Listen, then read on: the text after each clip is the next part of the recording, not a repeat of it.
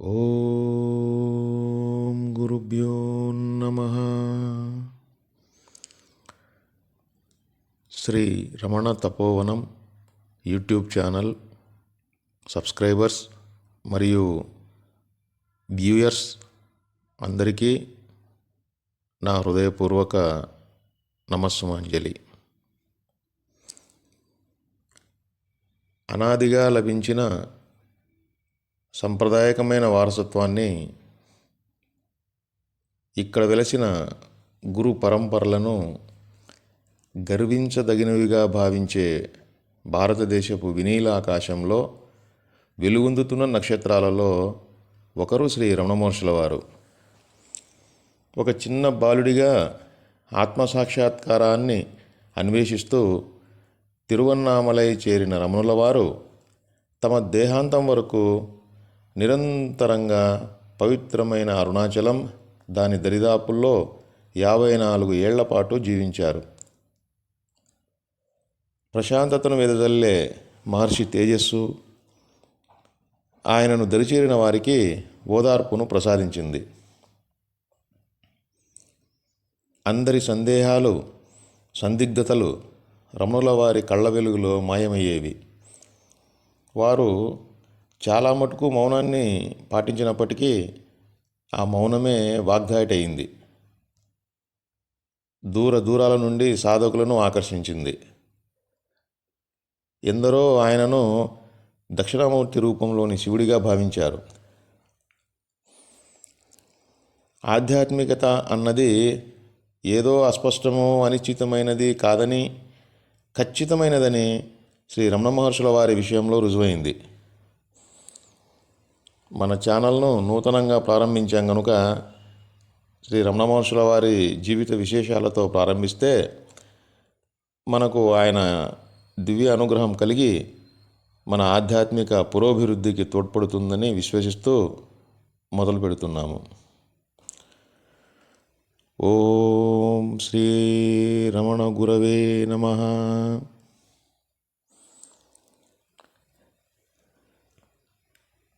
శ్రీ రమణుల వారు 1879 సంవత్సరం డిసెంబర్ 30 తేదీ నాడు తమిళనాడులోని మదురైకి సమీపంలో ఉన్న తిరుచుళి అనే గ్రామంలో శ్రీమతి అలగమ్మ, శ్రీ సుందర అయ్యరు అను దంపతులకు 2వ సంతానంగా జన్మించాడు.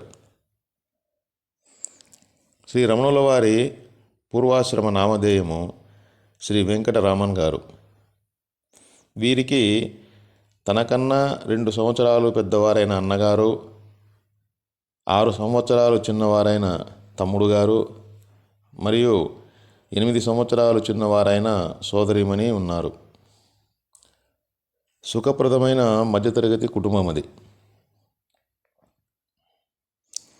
శ్రీ రమణుల వారి 12వ ఏట వీరి తండ్రి గారైన సుందరయ్యర్ గారు మరణించడంతో శ్రీ రమణుల వారిని, వారి అన్నగారిని మదురైలో నివాసం ఉంటున్న వారి పినతండ్రి శ్రీ సుబ్బయ్యర్ గారి ఇంటికి పంపారు.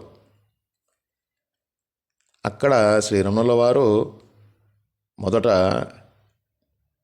స్కాట్స్ మిడిల్ స్కూల్లో చదువుకుని ఆ పిదప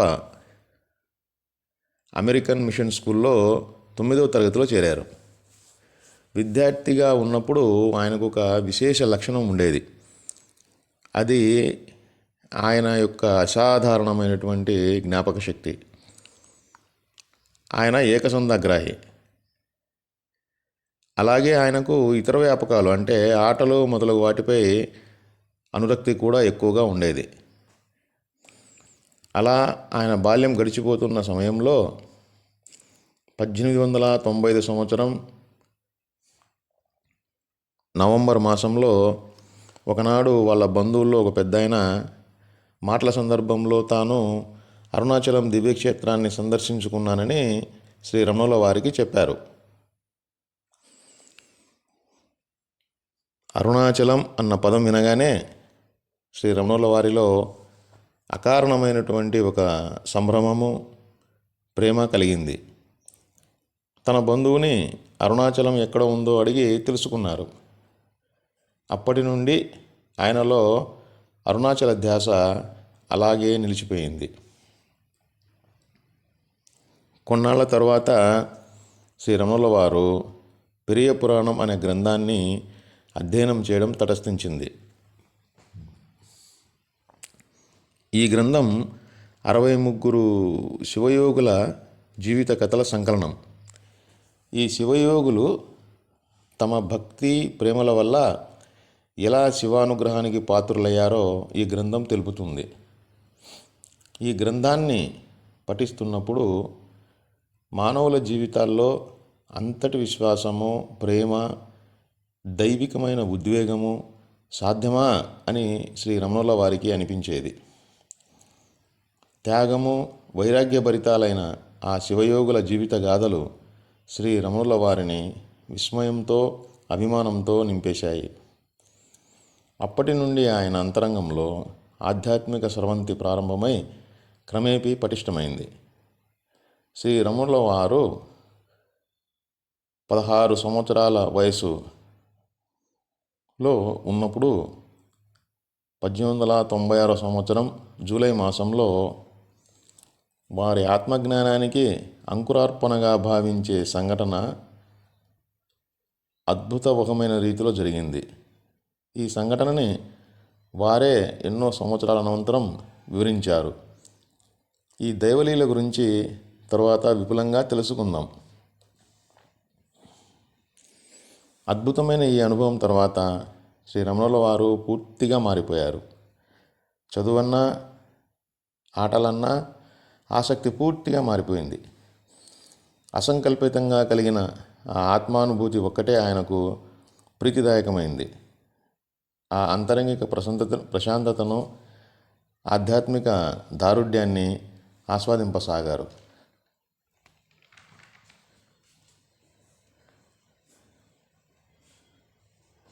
కానీ ఇవేవీ తెలియని రమణుల వారి చిన్నాయనకి, అన్నయ్యలకు ఆయన ఎందుకు పనికిరాని జీవిత పంథాలో పడ్డారని అనిపించి ఆక్షేపించేవారు. ఈ తరుణంలో 1996 ఆగస్టు 29న ఒక విశేషం జరిగింది. అప్పుడు రమణుల వారు 10వ తరగతి చదువుతుండేవారు. పెద్ద పరీక్షలు దగ్గర పడుతున్న సమయంలో పుస్తకాలను ఆవల పెట్టేసి ధ్యానంలో కూర్చుండిపోయిన ఆయనను చూసి వారి అన్నగారు ఆయనను చివాట్లు పెట్టారు. ఏదో యోగిలాగా ప్రవర్తిస్తూ చదువుతున్నట్లు నటిస్తూ ఇంట్లో ఉండటం ఏమిటని ప్రశ్నించాడు. అది విన్న రమణుల వారు, నిజమే, నాకు ఇంట్లో పనేమిటి అనుకున్నాడు. మరుక్షణమే ఆయనకు అరుణాచలం మాట గుర్తొచ్చింది. కొంతకాలం క్రితమే ఆయన బంధువు ద్వారా అరుణాచలం గురించి విన్నప్పుడు ఆయనలో ఆ నామము ఎంత పారవశ్యం కలగజేసిందో మనకు తెలుసు. అరుణాచలాన్ని దర్శించాలని ఆ క్షణమే ఆయన నిర్ణయించుకున్నాడు. నిజం చెప్తే ఇంట్లోని వాళ్ళు ఎలాగూ సాగనీయరు కాబట్టి స్కూల్లో ఏదో ప్రత్యేక క్లాస్కి వెళ్ళాలని అన్నగారికి చెప్పారు. అప్పుడు అన్నగారు పనిలో పనిగా తన కాలేజీ ఫీజు 5 రూపాయలు కూడా కట్టమని చెప్పి పెట్టెలో ఉన్నాయి, డబ్బులు తీసుకెళ్ళమని చెప్పారు. రమణుల వారు అలాగే అని చెప్పి పెట్టెలో ఉన్న పైకం నుండి తనకు తిరువన్నామలై చేరటానికి 3 రూపాయలు చాలునని అంచనా వేసుకుని ఆ మాత్రం పైకాన్ని తీసుకున్నారు. ఒక చీటీని అన్నగారి పేర వ్రాసిపెట్టారు. ఆ చీటీలో ఏం వ్రాశారు అన్నది కూడా మనం తర్వాత విపులంగా చెప్పుకుందాం. ఆ తదుపరి ఎన్నో ఒడిదుడుకుల మధ్య ప్రయాణం చేసి శ్రీ రమణుల వారు 1896 సెప్టెంబరు 1వ తేదీ ఉదయ సమయాన తిరువన్నామలై చేరి నేరుగా అరుణాచలేశ్వరుని ఆలయానికి వెళ్ళి లింగరూపులైన ఆ పరమశివుని కౌగిలించుకుని, తండ్రి, నీ అనతి మేరకు వచ్చాను అని ఆనంద బాష్పాలతో అభిషేకించారు. ఆయన ఆనంద కలశం పరిపూర్ణమైంది. అంతటితో శ్రీ రమణుల వారి ప్రయాణము ముగిసింది. తిరిగి స్వగృహంలో ఆయనకు ప్రవేశమైంది. ఇంతటితో ఈ ఎపిసోడ్ని ముగించి తదుపరి భాగాల్లో శ్రీ రమణుల వారి జీవితంలోని ముఖ్య ఘట్టాలను తెలుసుకుందాం. అలాగే రమణుల వారి ఆత్మజ్ఞానానికి అంకురార్పణ కలిగించినటువంటి ఆయన ఆత్మానుభవ ఘటనని గురించి కూడా తెలుసుకుందాం. తర్వాత శ్రీ రమణుల వారు వారి అన్నగారికి రాసిన చీటీలోని సందేశాన్ని కూడా తెలుసుకుందాం.